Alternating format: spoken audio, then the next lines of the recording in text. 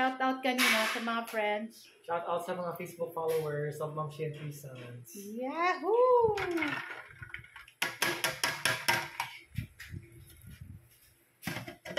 Kain na.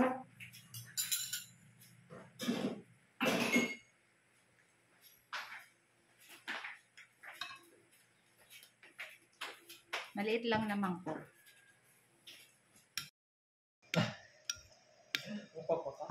Ay, ikaw. What? Kasi pagkatas mo kumain, masaya ka. I want something salty. Uh-oh. Sarap.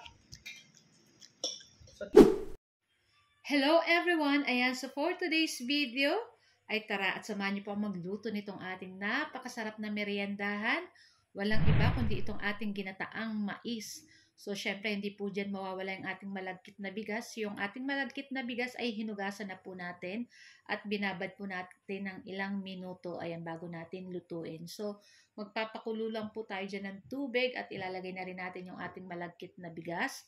At pagkatapos ay hintayin lang natin kumulo yan. So, naglagay rin po pala ako ng dahon ng pandan para pampabango dito sa ating lulutuing ginataang mais. So, ayan. At sige lang po tayo ditong halo ng halo para hindi po magdikit-dikit yung ating malagkit na bigas dito sa kaserola. Saka iwasan po natin matutong. Kaya yung apoy po pag kumulo na, medyo luwayan na po natin ng bahagya. Ayan.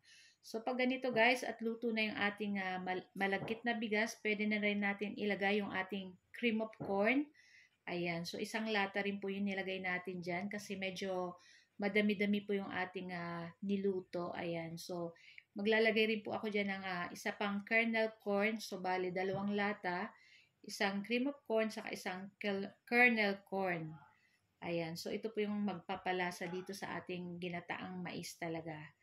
So, ayan na nga. At hindi rin po pala ako dyan gagamit ng sugar. Ayan. Instead na sugar, ang ilalagay ko na lang po mamaya ay condensed milk para mas masarap po at talagang creamy. So, yan na nga at inubos na natin yung isang lata ng ating kernel corn. Huwag na tayong magtira guys kasi tama lang to dito at madami po yung ating naluto. At pagkatapos ay naglagay na rin po ako nitong ating gata or nung ating coconut milk para maging mas masarap itong ating ginataang mais. Naku, kung meron pa po kayong sago, pwede nyo po yan lagyan para pampadagdag ganda sa paningin. At syempre, pampalasa na din. Masarap din yun. So, yun nga. At ilalagay na rin natin yung ating isang latang condensed milk. Ayan, tamang-tama lang po ito. Hindi na po ako naglagay ng sugar dyan. Okay na po ito. Para hindi po nakakasawa masyado pag masyadong matamis.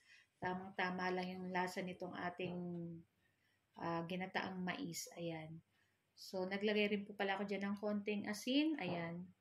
So, adjust na lang po. So, depende po sa mga lulutuin ninyo kung gaano karami or kaunti.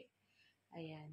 So, yun sa akin mapupuno na yung aking kaserola dyan, guys. Pero, syempre, sa sobrang dami nung nagawa natin ay mamimigay tayo. Ayan. Ibibigyan ko yung isa kong kapatid. Ayan. Siya lang yung may motor na madaling makapunta dito sa amin. Kaya, ayan. Shout out kay Leo. Sana ay nagustuhan mo itong ating ginataang mais. Siyempre, shout out din kay Aning. Ayan, binigyan ko rin si Aning.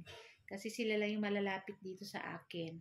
So, ayan at luto na itong ating ginataang mais, guys. So, pwede na natin itong i-transfer dito sa ating kaserola. I mean, mangkok. Ayan, so, ayan na nga. At ready na rin po kaming kumain. So, nagtimpla nga pala ng mango juice yung aking isang anak na kambal. At meron din pala tayo dito ang baduya or maruya na saging na saba. So guys, thank you for watching.